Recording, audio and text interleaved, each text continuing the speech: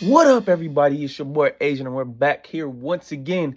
Not shortly after the Pittsburgh Steelers Week 2 game at home and a home opener against the Seattle Seahawks. But guess what happens? The Pittsburgh Steelers fall short and fall to 1-1 in a very disappointing performance from this team. Yes, they lose 31-17. A lot to kind of unpack in this game right here. I'm just gonna say I'm very, very, very frustrated with this performance once again. Not all blaming on the defense, but they weren't great. Kind of had their spots in this game.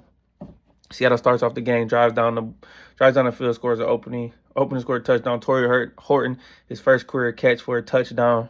Steelers were just kind of but kind of picked it up as the first quarter in that first half got underway. Jalen Ramsey sparked it, picking off Sam Darnold as he tried to force the ball in the Cooper Cup. Jalen Ramsey also had to deal with Josh Myers missing a field goal attempt. He was making plays all over the field, and then late in that second half, Steelers were able to get an interception from Nick Herbig, forced Sam Darnold into 2 picks. We moved the ball. We did a good job in the first half. Not too bad. Went into the at halftime, 14-7 lead after a DK Metcalf touchdown. That was following that interception that Herbert had and returned it into the red zone. DK Metcalf jump ball over Kobe Bryant. No more you can ask for. The 2-point conversion was good. 14-7. We're in the half. We're looking good. And then in the second half, it kind of just crashed out, and everything kind of stalled. Mind you, the Steelers were dealing with a lot of injuries going into this game. Rookie Derek Harmon still yet has made his appearance as a rookie. He's battling a knee injury. He possibly could be back next week. Isaiah Loudermilk, deputy tackle, gets hurt in this game. Ankle. Alex Highsmith was banged up in camp, hurts his ankle. Joey Porter Jr. was already out in this game. So relying on a lot of rookies in this game. Patrick Queen even went out a couple times, went out for this game with a rib injury. He came back. Peyton Wilson, I believe, threw up on the field, so he was in out. Cole Holcomb made an appearance. So just the depth was being tested. Brandon Echols played in this game. Chuck Clark. I didn't really see Jabril Peppers out there. I'm trying to probably work him in maybe next week, but just kind of spotty. Jalen Ramsey got burned on a play late in the game that kind of sealed the game for the for the Seahawks. So just kind of those things, and it just kind of it's right there. And we kind of just kind of stalled out offensively. Aaron Rodgers was getting pressured a little bit. I think the offensive line did an okay job, not terrible. He was able to move a little bit, but like I said, in that second half, you get outscored 24-3, 24 points to 3. And a lot of that was from turnovers. We had 2 turnovers in the second half. One that's really changed, that kind of circled the game and changed the game. Steelers were driving. After a big play, Aaron Rodgers scrambles to his left, finds Jalen Warren. He makes a couple guys miss, breaks a couple tackles, runs down the field. Great blocking, getting into the red zone. And then a few plays later, Aaron Rodgers scrambled to his left, trying to throw it into the corner. And then somehow Pat Freiermuth and Calvin Austin are in the same area. And it goes off Calvin Austin's hands right into the defenders, Kendrick Law's hands, and picks, and kind of just kills that vibe and kind of just killed the game from there. And that takes points away. And I think there was a miscommunication on that as well, because I don't think Calvin Austin was supposed to be in that area. Pat Freiermuth was supposed to be there by himself, and he would have been probably scored that touchdown if Calvin Austin went over there. He brought another defender over there, so crowded the back of that, and we already know the red zone is super, super tight. So ends up leading to a Seattle field goal. Okay, right? So we're still in the game, 17-14. And this is where the game shifted, and kind of you could just feel the air just pop the air out of the balloon. Caleb Johnson, rookie out of Iowa, he fumbled a kick return last week against the Jets. He's kind of been struggling. This is not going to make it any better, but the ball bounces over his head. I couldn't tell if it's touching. It was kind of hard to see on the play again, but it goes over, and they have this rule where in the landing zone from the 20 to the goal line, where if the ball goes over, if you don't touch it, it's a live football. I don't think Caleb Johnson realized this, and so the ball rolls into the end zone. Instead of the Steelers figuring out a way to kick it to the back of the end zone for a touchback, it rolls into the end zone, sits there, and the Seattle player recovers it for a touchdown, and everybody is in shock and disbelief, and this totally just changes the game. And from there out, Caleb Johnson was benched, of course, and I feel bad for the kid. He's a rookie.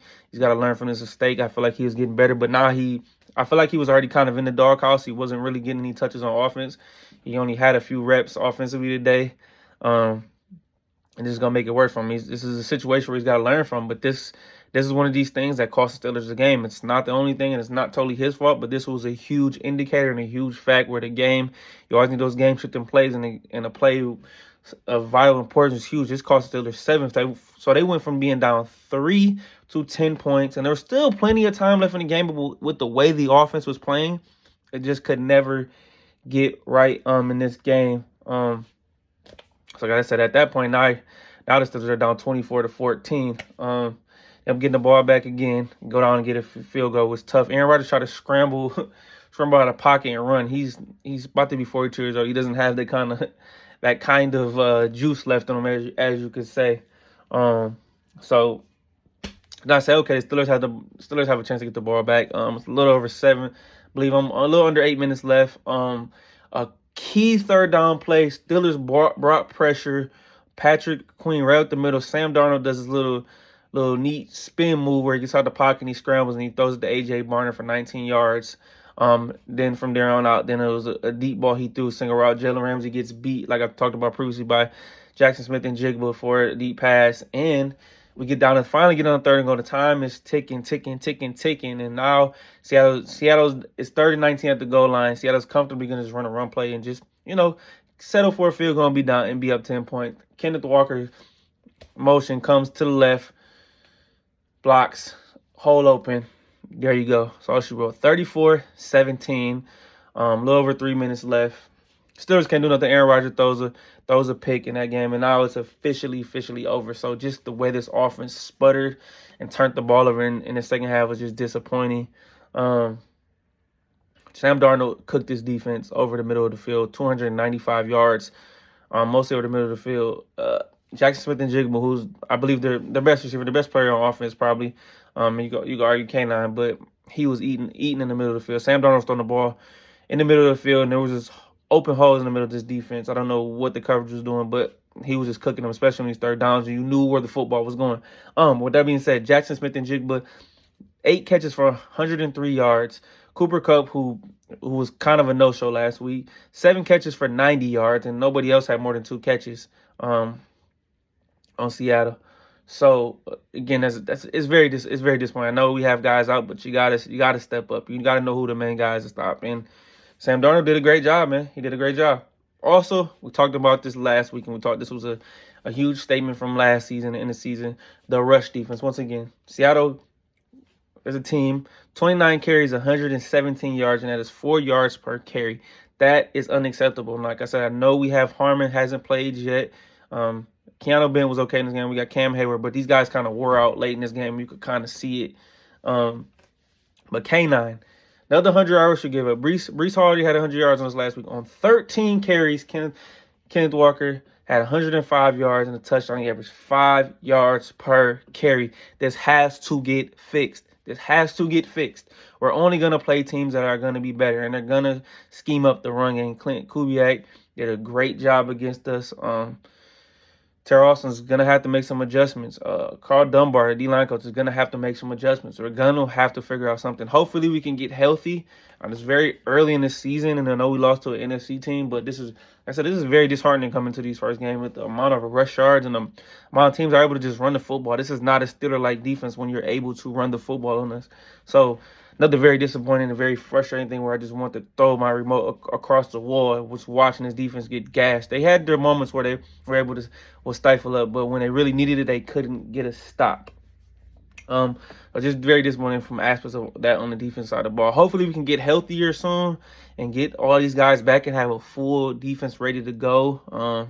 We'll see what happens with that. But let's transition on to the offense. Defense got 395 yards total as well, so not great. Let's go to the offense. The offense wasn't much better. Kind of sputtered. Had some moments in that first half, but in the second half, completely was just flat, shut down. 267 yards of total offense. I kind of figured we would struggle against Seattle because Mike McDonald's a really good coach and their defense is really good, but also they're missing their best corner in Devin Witherspoon as well. But that D-line was making some plays. Jaron Reed, Leonard Williams, Derek Hall. These guys are all over the field today, getting in Aaron Rodgers' face, kind of hitting them, pressuring them.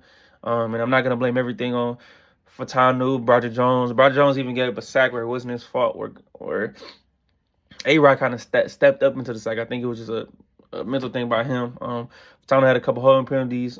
We were able to get some runs. Some runs we were able to do a little bit, but nothing great. I would say Jalen Warren was the only saving grace. He is really the feature guy. They paid him money, and they're playing him like a feature back. Kenneth Gainwell gets in there and gets some spot carries and gets some catches out the backfield. But Caleb Johnson, like I said, he's totally in the doghouse right now. Jalen Warren was our offense today. 14 carries, 48 yards, 4 catches, 84 yards, 132 of our total yards came from him. So he had pretty much half the offense today, and that can't happen. DK Metcalf, this is his former team, 3 catches, 20 yards, a touchdown on the jump ball. He had 2 drops, though, 2 bad drops. We need to play Roman Wilson more, need to get Friar Booth and Jonnu Smith involved more. Just a lot. It was just an awful performance. The performance was an F. It was an F on both sides of the football today. Has to be better. Like, I know it's only week 2 and they'll figure it out from here. But this run defense got to get better, and we got to get the ball spread around. Roman Wilson has to play more. He didn't play last year. He was injured. He was a 3rd-round pick, and he played sparingly. Has to play over Scotty Miller. And if he can't play over Scotty Miller, then he's just not that good. And Ben Skowronek. It's just that plain and simple, man. Calvin Austin didn't really do too much today. So we're still lacking a prove it number 2 guy. So we'll see what happens. Just like I said, I'm just a little frustrated right now. Just a little frustrated. We fought a 1-1. It's not the end of the world. The season isn't over. And the good thing was, I can say the saving grace was this was an NFC team. So next week, head to New England to play the Patriots. They are 0-2. No, I'm sorry. Not the Patriots are 1-1. I'm sorry. They hung on to beat the Miami Dolphins in a tight one. But we got to go to New England, and I think they can win this game. But Drake May's been up and down. I don't think New England's offense is anything to talk about. But you gotta get ready. You gotta be ready. This is an AFC opponent. We need to be ready to go and get the 2-1, man. We gotta bounce back next week. Watch the film. They're definitely gonna be watching that film on that special teams play. Danny Smith is not happy about that. Teams around the league are going to be watching that as well. But got to bounce back. Tough loss, frustrating, but hey, we'll figure something out. So, hey, I appreciate all the love and support. Don't forget to like, love, subscribe to my video. Follow my channel. Give me a thumbs up. Follow me on Twitter @KeepingTheScore. Hey, it's your boy Adrian. I appreciate all the love. Peace.